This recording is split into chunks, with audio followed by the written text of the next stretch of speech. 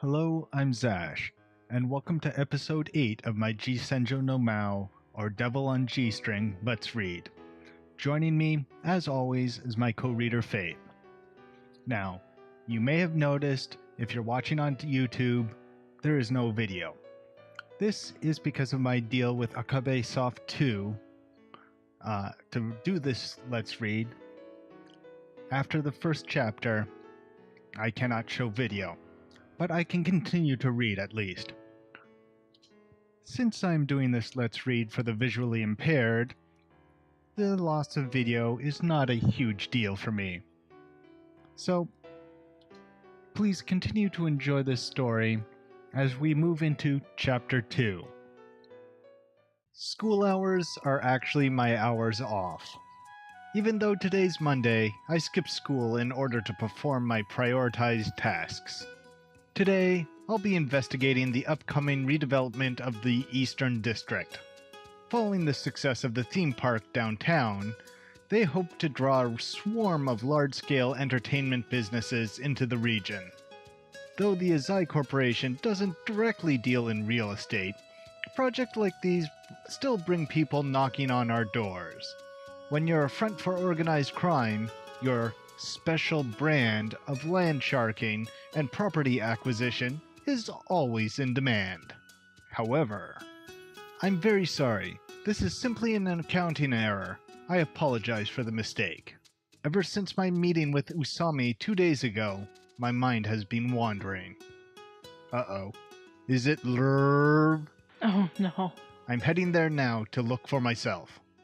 I couldn't concentrate at all yesterday, and my head felt sluggish, almost like I wasn't fully awake yet, which is quite odd considering I went straight to bed after leaving the coffee house on Central Boulevard. This is all Usami's fault. I suddenly thought of Usami in her penguin suit, ellipses. After hanging up the phone, I watched the passing crowds with apathy. When I walked up past the shop Usami worked at, I saw that she wasn't there.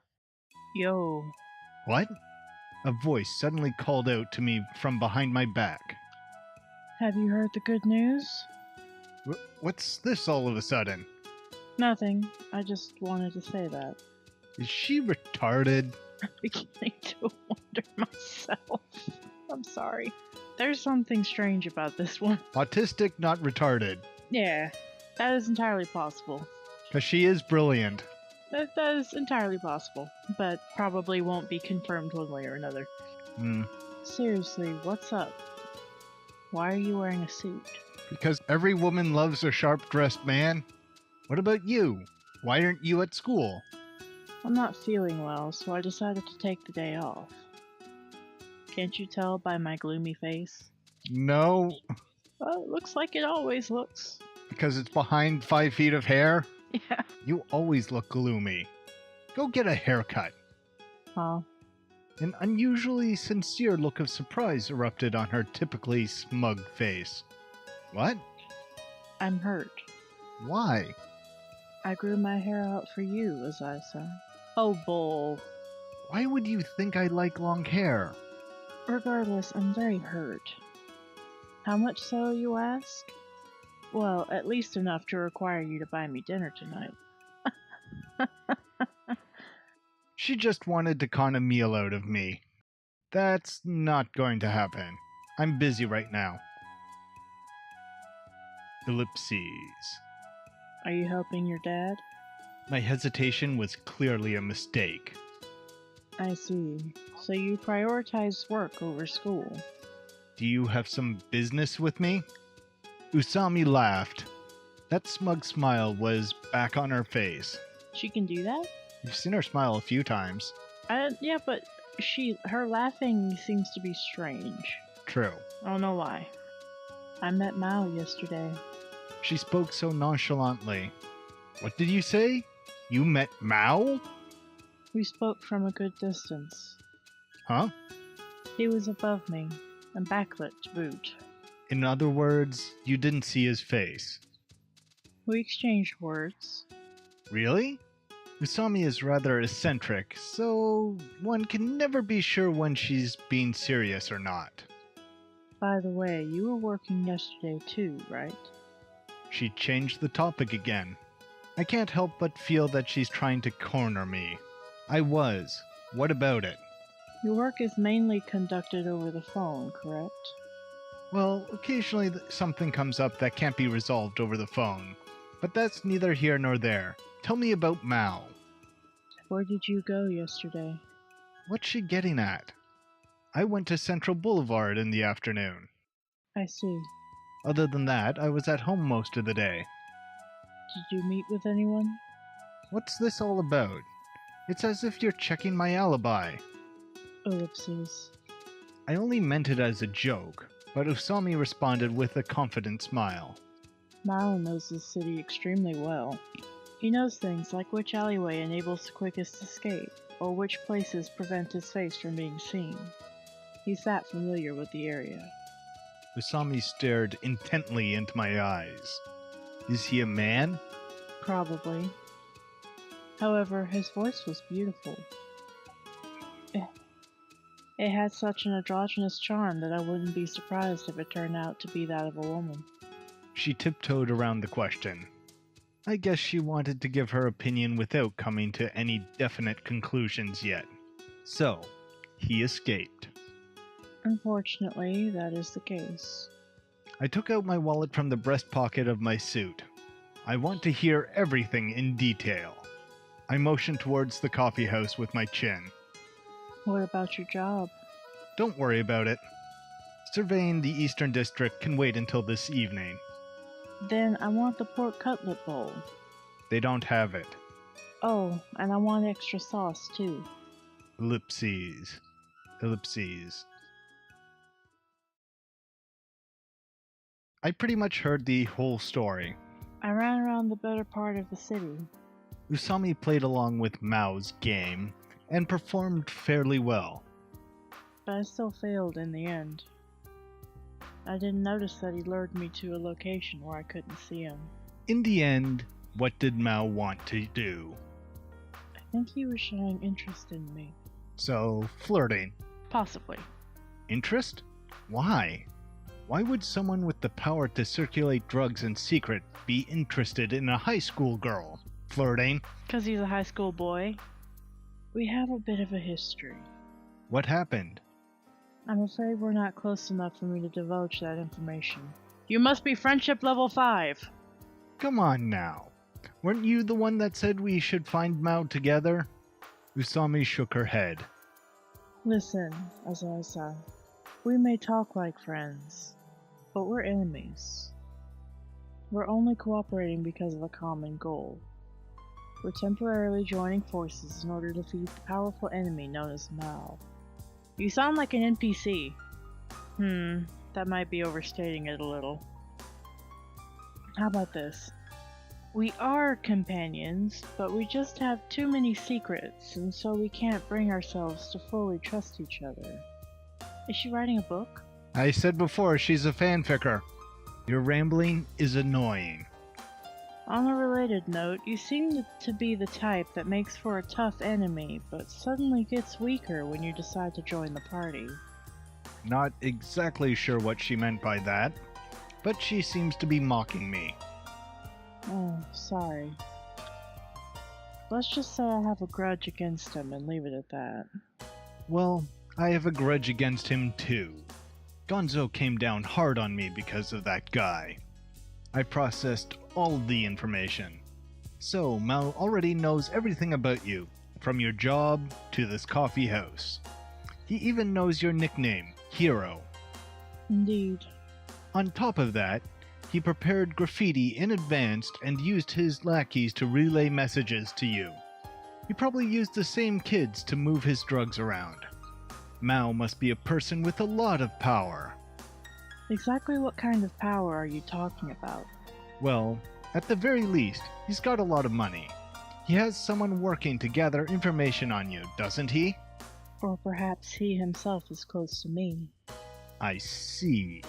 So that's why she was interrogating me about yesterday. In any case, he went to the trouble of preparing an untraceable cell phone. Thus, we can say that he's very meticulous. He must be quite familiar with the ways of the underworld. I'm beginning to get a faint picture of what this guy is like. What about his age and stature? I would wager he's a young man.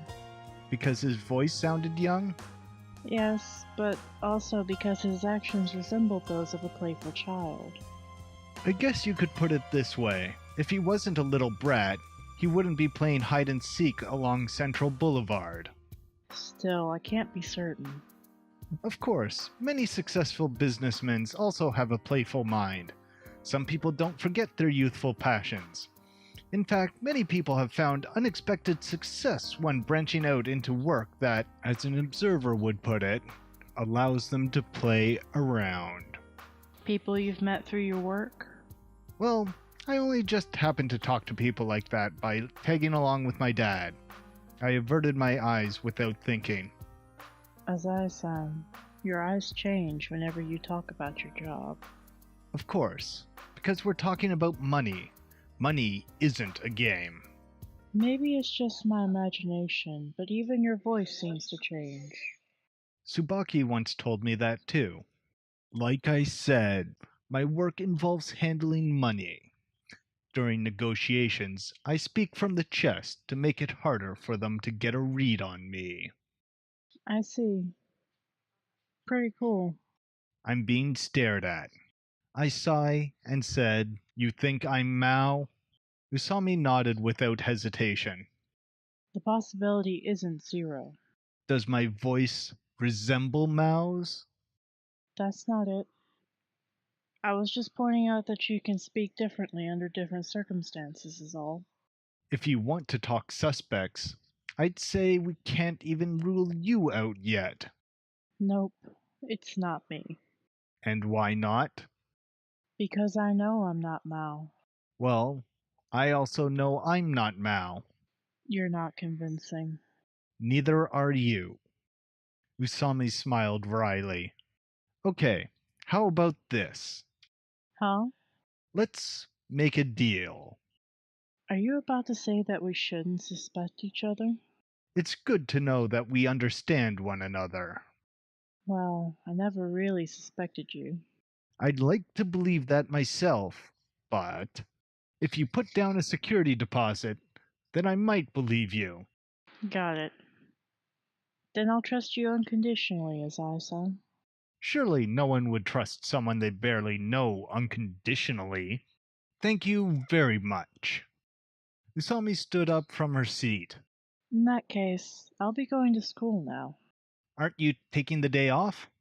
I was going to take the day off since I'm not feeling too well, but now that I think about it, I probably shouldn't skip school. I suddenly realized something. You're actually being serious about not feeling well, aren't you? Yeah, well, I had planned to see a doctor. Do you have a weak constitution or something? I never would have guessed. No way. I'm supposed to be robust and lovable, right? Still, for some reason, I suck at sports. I'm not sure what she's getting at. Are you going to call a cab? I'm broke. Tell me when your payday is, and I'll let you borrow some money. So you can come collect the debt later? I'll pass. All right then. Well, let's stay in touch. There's some sort of history between Usami and Maou. She said it was a grudge, but I'm not sure about the details. However, if they have a history, there's always a chance that Maou will attempt to come into contact with her again in the future. As long as I keep up a good relationship with Usami, I might be able to pick up some important information. What is it? Something on your mind? Huh? Well, Shall I try to guess what you're thinking? I've almost taken a shine to that cleverness of hers. I'd say you're measuring how useful I'll be. Am I right? It seems getting close to her won't be a waste of my time. Ooh, he's planning to get close to her. Ooh, it's gonna get freaky up in here. It's not like these two could flirt like normal teenagers. Oh no. Well, they're not normal. What about either of them is normal? Really? By bizarre coincidence, I ran into Tsubaki. Thank you, plot convenience fairy. So convenient. It was just as I was about to head for Central Boulevard subway station. Ah, so it really is you, Azakun. She can see my face too clearly for me to pretend I didn't hear her. Oh, are you going home now? Why didn't you come to school? I knew she was going to ask me that. Because this is Maou. Or not Maou. Kyosuke. Kyosuke is not Maou. Yeah, uh-huh. Truth be told, I was at a party. In order for her to notice my suit, I adjusted my tie. A party? My dad is an important person in the financial world. He said he wanted to introduce me to some people. Is it really okay to take off from school for a reason like that? I couldn't help it. I want to be of use to my father. I see. It seems like you're always busy, Asai-kun. She looks a bit lonely. You live in the Eastern District, right? Well, yes. Why don't we go partway there together then? Huh? You have business there? Yes. I need to visit someone. A friend? Well, you could put it that way. You sure have a lot of friends. We walked amidst the sea of people towards the subway station's ticket counter. Land grabbing. To put it bluntly, that's my business here. In the Eastern District, where Tsubaki lives, a large-scale ski resort is under development. However, that area used to be nothing but farmland. The landowners there have owned the property for ages. One company was very particular about buying all the land quickly. After some investigation, I discovered that it was a subsidiary of the Sano Corporation. If you even think about doing something big in this town, Sano's omnipresent name will come up sooner or later. The Sano Corporation is a perfectly clean company, of course. But if there's a problem they can't settle cleanly, they leave the dirty work to us. 5 families. Our contract with Sano requires us to drive 5 families away from their land. We're almost there, Asai-kun. The subway exit opened near a small park. This place is different from Central Boulevard. The sea of people is nowhere to be found. Sure is cold out here. It's because we're near the mountains. As Tsubaki was talking, my cell phone vibrated inside my breast pocket. Sorry, I gotta take this. It's Miki-chan. Hello? Yes. I see. Not a problem. Ellipses. Then how about next week? Okay. Are you finished? Yeah, it was a friend. So, is she your girlfriend? I don't have a girlfriend. Huh? But didn't you say you did? I don't remember ever saying that. You really don't have a girlfriend? Nope, still single. I'm not the type for serious commitment. I see. So it was a misunderstanding. She seemed embarrassed, but also kind of happy. If you did have a girlfriend, then we shouldn't have been hanging out or going to buy CDs together too much. Boys and girls can be friends. Even if I did have one, that much would be fine. See, Kyosuke agrees. Yeah, but it wouldn't feel right. Why? You're not making out. Yeah, but she would be jealous. Maybe so. She took a deep breath to show her relief. Apparently, to Tsubaki, something of that extent was a major offense. I have some pretty complicated feelings about this one. To be honest, I kind of find her a little hard to deal with. She doesn't do any of the things a normal person would deliberately do to be liked by others. And naturally, when a person is too kind, you have a hard time believing that they're genuine. What is it? Did I say something wrong? Even so, she has good intuition. Well, it's that woman's intuition, right? Yeah, not as big a thing as you would think. I'm pretty oblivious. Well, I'll be going now. Where are you going? The address is... Her eyes widened when she heard me repeat the street and number. Tsubaki had always been an interesting girl. She possessed so much of what I lacked. The thought of becoming deeply involved with her crossed my mind. Well... Coincidence dictated that this is what would become reality. That's where I live. Well, crap.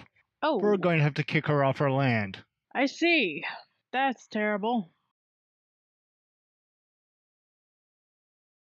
And with the title of the chapter, any guesses on how this is going to go down? There's going to be a kidnapping spree, and it will either be dramatic or amusing. He stands there, pondering. It's been almost an hour. Maou closes his eyes. There is no heating, and the ice-cold wall pressed against his back. With such indifference to the cold, it's as if he were a monk who had suppressed all sensation from the outside world. Maou already has a plan. When the plan is carried out, a crime of historical proportions will be brought upon this very city. However, the time is still not right. All the preparations have been made. All that remained was to simply await the perfect moment. It is, to use a cliché, like the calm before the storm. Are there any loose ends left to be neatly tied together? Did he miss anything during the planning phase? He pondered this over and over. He always arrived at the same answer. There's nothing left to do. Right now, his best course of action is to lay low. Usami Haru. If there is any unknown factor in the plan, it's her. Maou used a detective agency to check up on Usami Haru. That long-haired girl is quite different from a normal high school student. He had experienced her incredible intelligence firsthand. The detective had searched her personal contacts and background as well. In the process, they uncovered that Usami Haru had another side to her. However, it's not something that could threaten Mao's plans. What need is there to fear her? There are plenty of other people who also hold a grudge against Maou. He heard the sound of the elevator moving. I'm terribly sorry for being late. Somiya bowed deeply. A hint of sweat rolled down his forehead as he stood up straight. A meeting concerning the development in the Eastern District went overtime. How was the liquor? He stared at Somiya's red face. He spoke to him with his eyes. It was not a meeting, but a party, wasn't it? I also did my homework about you, about how much you love that liquor. Somiya breathed out words drenched in the smell of alcohol. Sorry. It was important business, after all. The man was a bureaucrat from the Department of Transportation. That's quite all right. Just don't forget that my time is limited. The conversation immediately switched gears. Somiya is now quite submissive to Maou. Seeing him soundly defeat even the genius from Boston apparently left quite the impact on him. I think just snapping someone's fingers in front of him And admitting that he was ready to have his own broken, like, yeah, you're a little hardcore. Yeah, Somiya doesn't know anything about Maou. Name, age, history, all of his information had been fabricated. But in some business, it's better not to know your partner's true nature. After all, it's easier to escape the law that way, if it happens to come to that. Somiya tried to be understanding. Mao's biggest contribution to the Sano Corporation was the smuggling of firearms. Since before the war, the nation's firearm industry was monopolized by a single company. Mao's prowess is what helped break this monopoly on the Japanese firearms market. The Japanese tax on imports was harsh, but Mao saw a weak point in their low tax on exports. By establishing a base in the ports of Niigata and Fukuoka, and by forming ties with miscreant foreigners who had past experience in doing business with organized crime groups, he formed a route between North Korea and Hong Kong, because that's safe. Yeah. There was a number of huge risks involved. He knew the country's crisis management was something not to be underestimated. But, regardless of how powerful his enemy may be, it was something he had to do. You never cease to amaze me with your wit. They finished talking about business. They'd cover topics like how to cover up the weapons, the method in which to smuggle them, which people they needed to win over to their side. Everything had been taken care of. There's something I want to know. Somiya finally relaxed. What's your objective? My objective? You don't look like the type of person who's interested in money. The alcohol must have been wearing off. Somiya looked a little more tense. We've been doing business for a while now. Care to tell me about your ambitions? That look in his eye is not bad at all, he thought. From the very beginning, Mao had never taken Somiya lightly. True, he did think he was easy to manipulate, but not to the point where he would hold contempt for him. When Somiya ascended to the position of Director of Senior Management for the Seno Corporation, he took the organization in a whole new direction. As part of the policy of rapid expansion, the company invested most of its proceeds into new and different ventures. Of course, since the new plan involved giving lower priority to employee bonuses, there was no shortage of opposition to it. But all of this, even working with Mao and expanding into illegal businesses, was all for the sake of the company. My father worked here since before the war. He spent his entire life working for this company, giving everything he had to make it what it is today. I must continue to make his work not in vain. What a nice ideal. He said that sincerely. Even though people call him Mao, Mao never actually thought of himself as some sort of overbearing existence. He knew that Somiya, being over 30 years older than himself, no doubt had certain capabilities with which he himself could not compare. I have no dreams. Don't be so modest. You have the same eyes my father did before going out to fight. The eyes of a man with grand goals and great expectations. I have no dreams. It's the truth. He said this absolutely. Somiya lowered his head. The man seemed to be trying to hide his disappointment. Never mind. It's difficult to handle someone who isn't moved by money. What seems to be the problem? You really are a sharp one. I'm having trouble buying up all the land in the Eastern District. There are people who aren't willing to let go of their property. They won't listen to us, even when we offer twice the market value. It's so annoying. I had to hire people specialized in this matter to deal with them. Probably specialists in organized violence.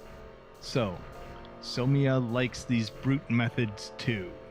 Nowadays, though, land sharks can't use the same kind of violent methods they did back during the bubble. It's understandable that he'd have trouble making a settlement. Only one area remains. Somiya took out his notebook. Addresses and blueprints were scattered throughout the pages. He flipped to a page which listed the families unwilling to move out. Whatever the case, this has nothing to do with me. Mao flung his hand to cast away the request. I'm terribly sorry. I didn't really intend to ask for your help. Is this matter really enough to bring you to this point? Indeed, it would be more appropriate for a section chief at a subsidiary company to be worrying over a matter like this. He was well aware of how much effort the Sano Corporation had invested in the Eastern District Recreation Project. Still, Somiya was the director of senior management at corporate headquarters. It would be hard to swallow that this project was so important to him. Certainly there was more to the story. I heard you met that bureaucrat from the dot. I can't keep anything from you. Yes, it's about the shares. Insider trading.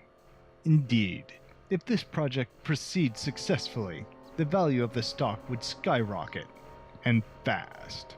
Somiya obviously passed on some information to bribe the official. Just then, Maou picked out a name from Somiya's notebook. Miwa Tsubaki. He closed his eyes. Miwa Tsubaki. Where had he heard that name before? What is it? Nothing. Not feeling well? Oh yes.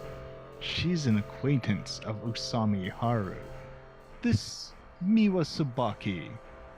She goes to school at Gyugasaki, right? Do you know her? Maou chuckled. What should he do with his free time before the storm?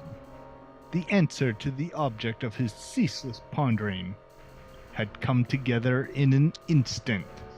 He could use Tsubaki to corner Usami Haru, forcing her to submit. Mr. Somiya, I'd like to take care of this matter. Somiya caught his breath. What brought on the change? I remember a story about a South American terrorist. He boarded a plane to kill a certain man, but his group wasn't satisfied with simply killing the target. Thus, they instead caused the whole plane to crash, killing hundreds of innocents.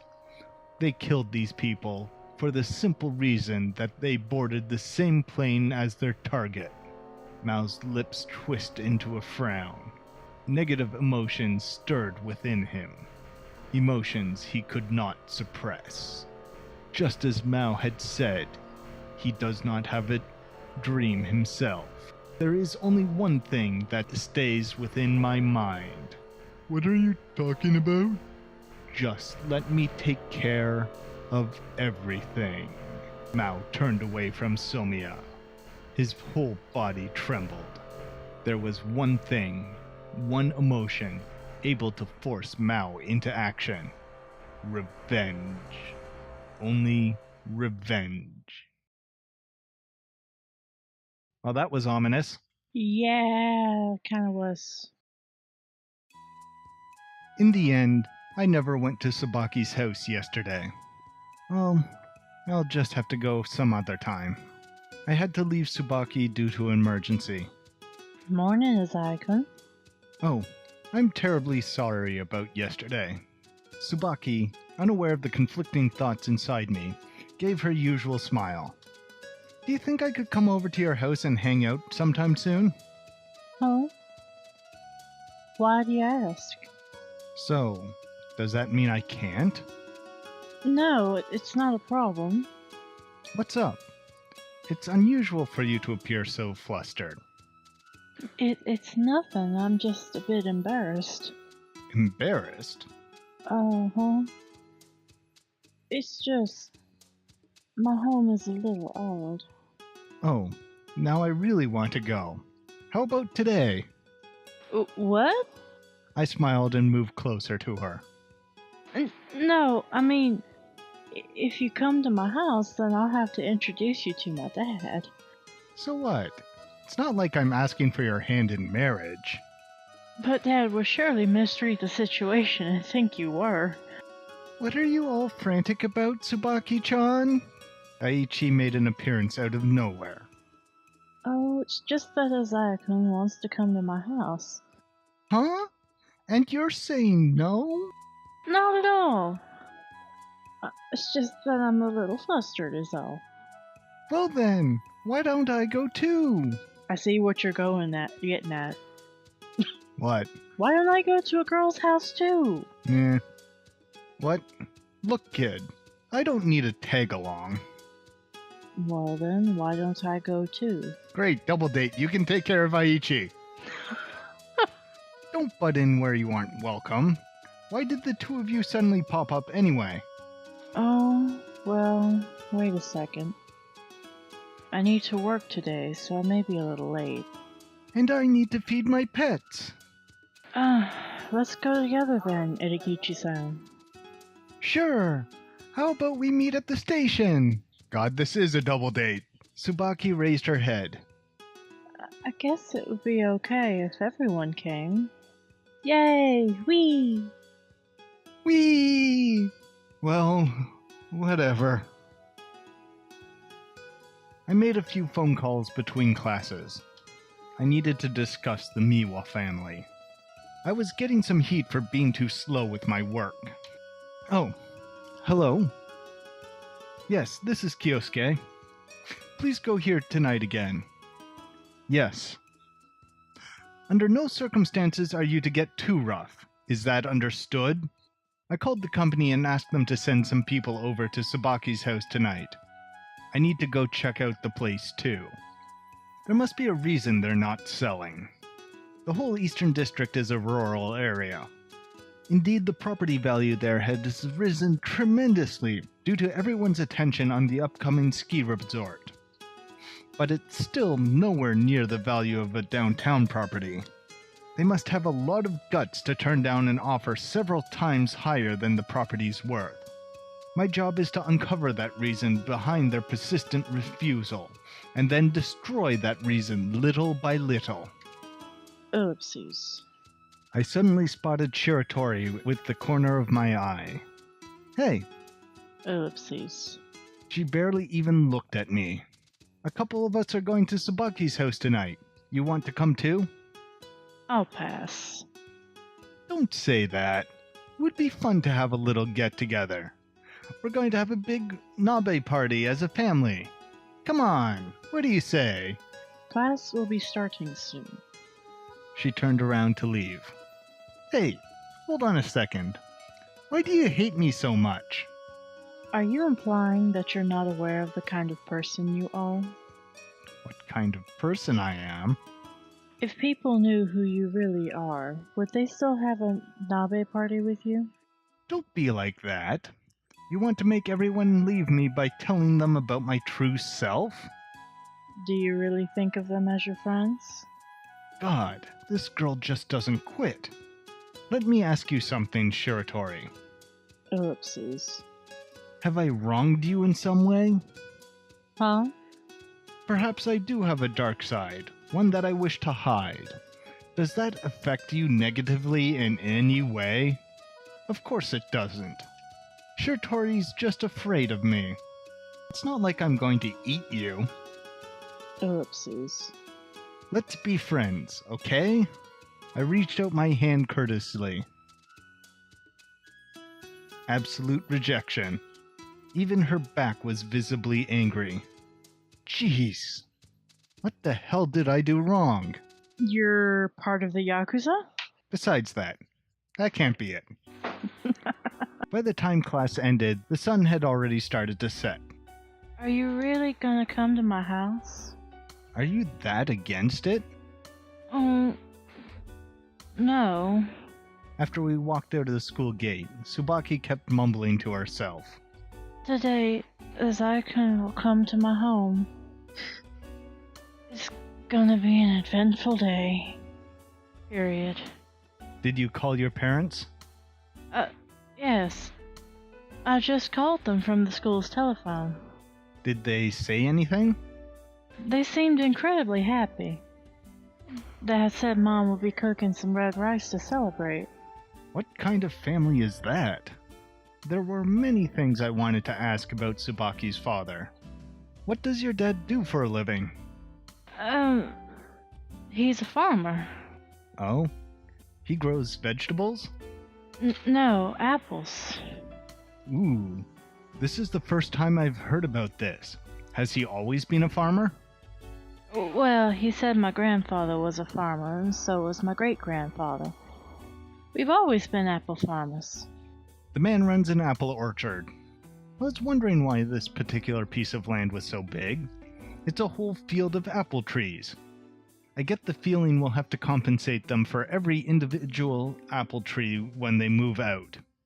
We might even end up having to arrange for them to get substitute farmland. Yet, even though all of this would certainly raise the compensation costs, I can't imagine it would sum up to match the value they were already offered. Thus, the reason they won't move is... I see. So this land has been in your family for generations. Yeah, my parents seem really attached to it. They simply don't want to move from the place they're comfortable with. A very simple and very obvious reason. One you apparently didn't think about. Yeah. Well, it's Kyosuke. He doesn't think that way. Yeah. Poor boy. He's so messed up. But lately, many people have asked us to move away. A very sticky situation indeed. This isn't an issue of money. Even though Dad adamantly refused, it doesn't look like those people are gonna give up. Seems like you're in a bit of trouble. Perhaps I can help you with this. You, Saikun? Didn't I tell you that I work for my dad? I know a few professional surveyors and asset managers. This has conflict of interest written all over it. Yeah. Really? That's amazing, Saikun. You sure are dependable. Tsubaki's face blushed brightly, like an apple. Also, let me talk a bit with your dad. Is that why her hair's pink? She ate too many apples? And maybe that's why the eyes are green. It's like apple green, like there are green apples. Yeah, I'd like that too. Dad doesn't really know anything about land ownership and rights and stuff. He has no idea what to do. It'd be great if I could help out. I smiled brightly, a highly calculated smile.